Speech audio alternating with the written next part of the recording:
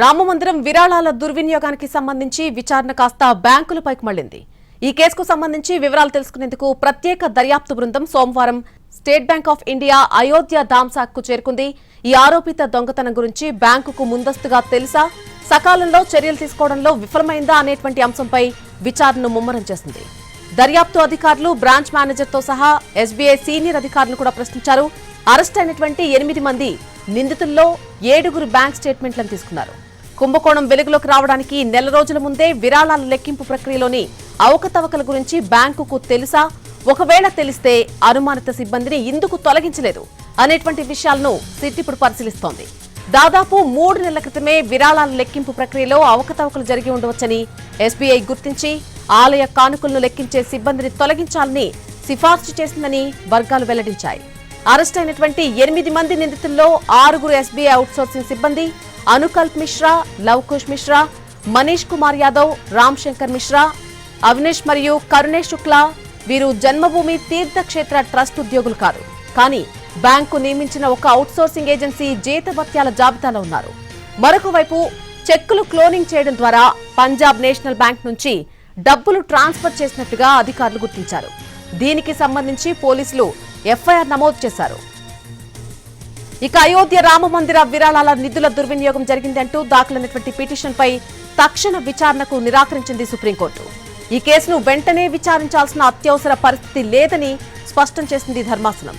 Summer vacation తర్వాత supreme court తిరిగి ప్రారంభమైన వెంటనే కేసు విచారణకు వస్తుంది.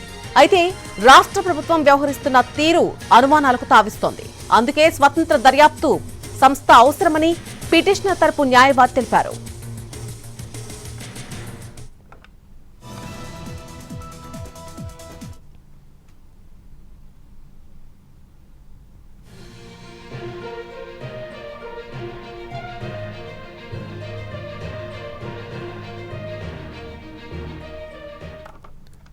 అయోధ్య బార్ అసోసియేషన్ కీలక నిర్ణయం తీసుకుంది. రామాలయ విరాళాల దుర్వినియోగం కేసులో అరెస్టైన 8 మంది నిందితుల తరపున తమ సంఘానికి చెందిన ఏ న్యాయవాది కూడా కోర్టులో వాదించరాదని బార్ అసోసియేషన్ సంచలన తీర్మానం చేసింది.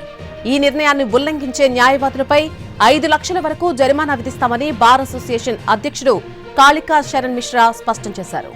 నిందితులను స్థానిక కోర్టులో హాజరుపరిచిన రోజే నిర్వహించిన బార్ అసోసియేషన్ సర్వసభ్య సమావేశంలో ఈ తీర్మానాన్ని ఆమోదించారు.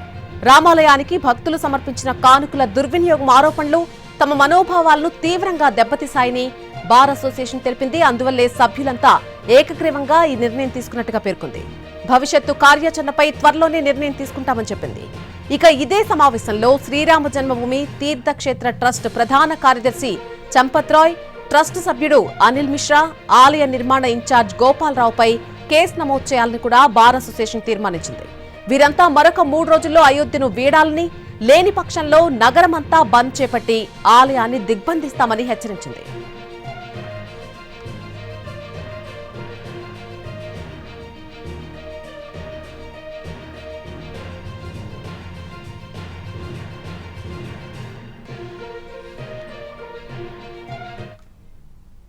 దేశవ్యాప్తంగా సంచలనం సృష్టించిన అయోధ్య రామమందిర విరాళాల చోరీ కేసులో ఒకే కుటుంబానికి చెందిన 2 వ్యక్తులు ప్రధాన నిందితులుగా నిలిచారు.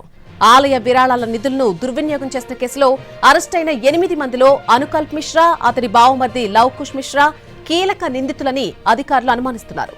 భక్తులు విరాళంగా ఇచ్చిన నగదు, ఇతర విలువైన వస్తువులను లెక్కించే బృందంలో లవకుష్ కు స్థానం దక్కేలా అనుకల్ప్ చక్రం తిప్పాడు. దేశ రాజకీయ వర్గాల్లో ప్రకంపనలు సృష్టించిన ఈ కుంభకోణానికి అనుకల్ప్ మిశ్రా కీలక సూత్రధారి అని దర్యాప్తు అధికారులు నిర్ధారణకొచ్చారు. ఇటీవలి కాలంలో అనుకల్ప్ మిశ్రా జీవన శైలి విలాసవంతంగా మారినట్టుగా తాజాగా బయటపడింది.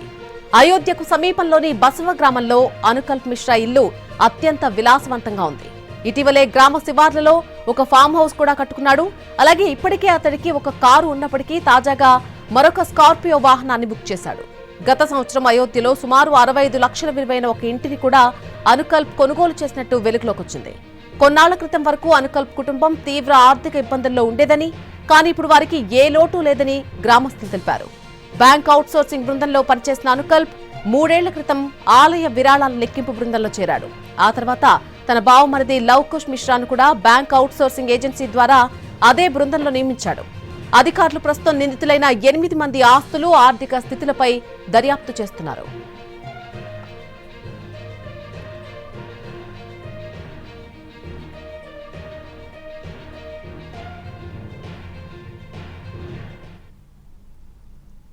అయోధ్య చందాల కేసులో 8 మంది నిందితులపై విచారణ నిర్వహించింది కోర్టు. వీరికి 14 రోజుల పాటు రిమాండ్ విధించింది.